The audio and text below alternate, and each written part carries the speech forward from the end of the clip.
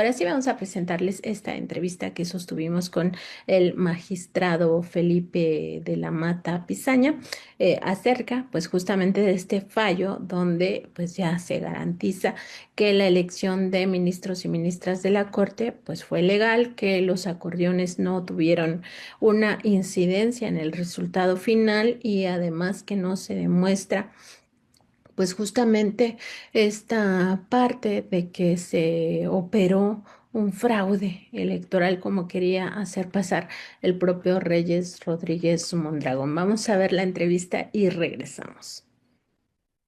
Estamos con el magistrado Felipe de la Mata que nos va a, pues, a platicar qué es lo que pasó en esta sesión tan interesante que se vivió en torno a estos casos de la elección judicial. Magistrado, bienvenido al programa de Contralínea. Muchas gracias. Nancy, ¿qué tal? Buenas tardes, un gusto estar con usted y con todo su auditorio. Eh, Seguimos con mucha atención esta discusión del día de ayer, justamente por lo que significa para nuestro país esta elección judicial no tan importante de ir democratizando este otro poder.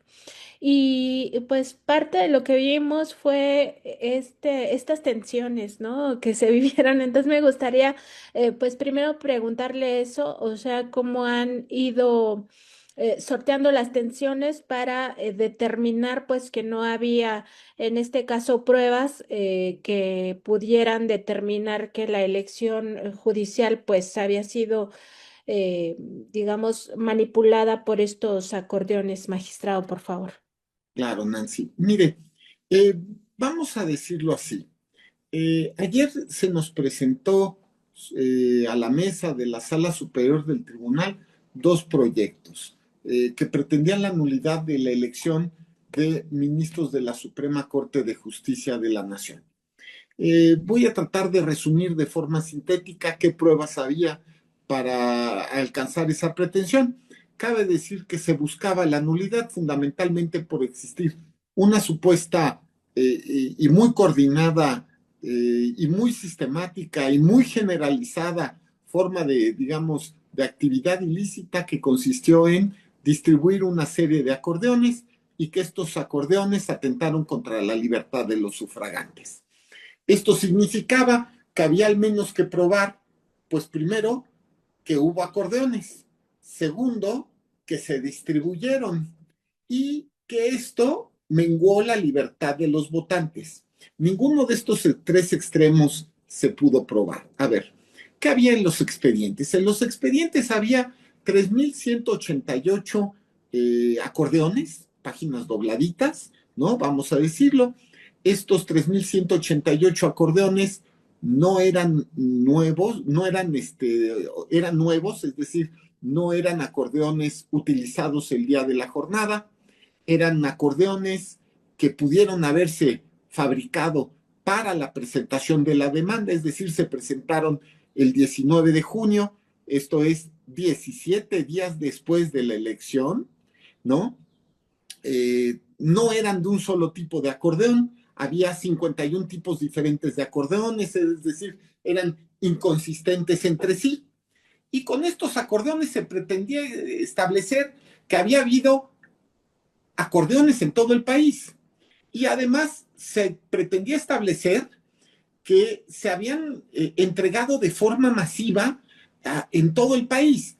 Ninguna de estas cuestiones había una sola prueba directa de lo que acabo de decir. Es decir, muchos de estos acordeones que solamente que eran nuevos, es decir, que no fueron de los distribuidos, estos acordeones que además eran inconsistentes entre sí, no se encontraba una sola prueba que pudiera determinarse con claridad que estos acordeones o réplicas parecidas habían sido entregadas en todo el país de manera generalizada. Por otro lado, establecido que pudieron haber acordeones, nos teníamos que hacer una pregunta. ¿Cuántos acordeones se crearon? ¿Quién los pagó? ¿Quién los mandó a hacer? ¿Cómo se distribuyeron? ¿Quién fue la persona que los distribuyó? ¿Cómo llegaron a las personas votantes? No había una sola prueba para acreditar lo que estoy diciendo. Y viene el siguiente punto, que tampoco es menor, que es, bueno, ¿y qué poder mágico tienen los acordeones? En tanto que en el momento en el cual alguien los recibe, queda como extasiado por el contenido de los acordeones y pierde la libertad de voto, ¿no? Es decir, ¿por qué necesariamente se sigue que de la entrega de un acordeón se vota de esa manera y no de otra? Eh, Vamos a decirlo así.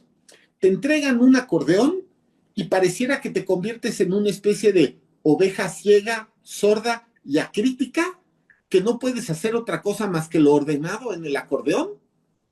Yo me preguntaba si, por ejemplo, de verdad, el que una persona indígena vaya a presidir la futura Suprema Corte de Justicia de la Nación no hizo que muchas personas de los pueblos y comunidades indígenas de todo el país votaran por ella. Si el que por primera vez en la historia haya una mayoría de mujeres en la Suprema Corte de Justicia de la Nación no hizo que muchas mujeres votaran por estas mujeres y por su trayectoria. Si el que varios profesores universitarios que se encontraban de entre los ministros electos no hicieron que, bueno, sus alumnos o personas que por su prestigio votaron por ellos. Viene también, se trató de acreditar a través de 44 fotografías. ¿Y fotografías de qué? De otros acordeones. Y si los acordeones son prueba, digamos, baja o leve, pues ahora imagínese la fotografía de un acordeón.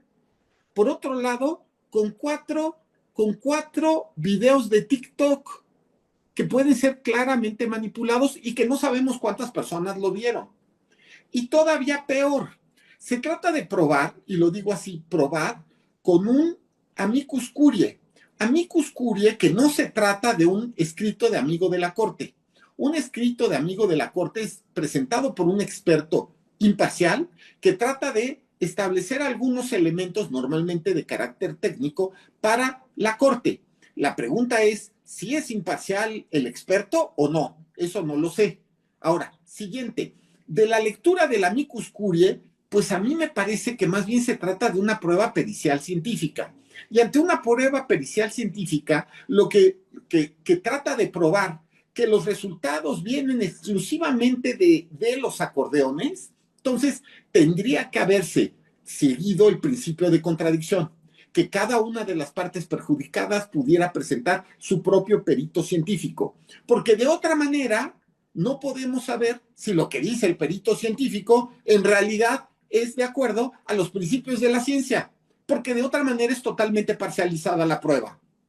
Entonces, y bueno, y en su caso, si hay divergencia entre peritos, se llama a un tercer perito en discordia. ¿Qué teníamos ayer ante nosotros? Un proyecto que carecía completa, total y absolutamente de pruebas para establecer con claridad que hubo una especie de acción sistemática generalizada que hizo perder a los votantes mexicanos y mexicanas la capacidad de elegir a quienes ellos quisieron. Magistrado, también preguntarle porque nosotros, digamos, desde fuera, sabemos que tienen filtros para poder, pues de alguna manera, establecer sus criterios para los proyectos que presentan ante la sala superior.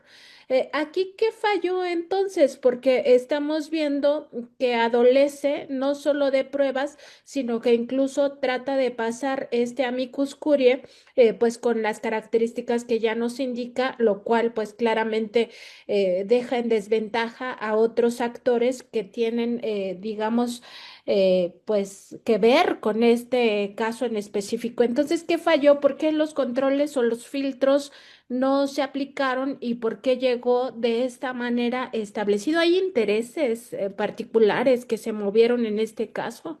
Pues habrá que preguntarle a los ponentes. Yo lo que puedo decir es que el filtro fuimos tres magistrados que no permitimos que se hiciera valer como amicus curiae una pericial científica que lo que trataba era de demostrar algo que puede ser o no cierto, pero que en todo caso necesitaba ser analizado conforme a otros peritos y a otros elementos adicionales.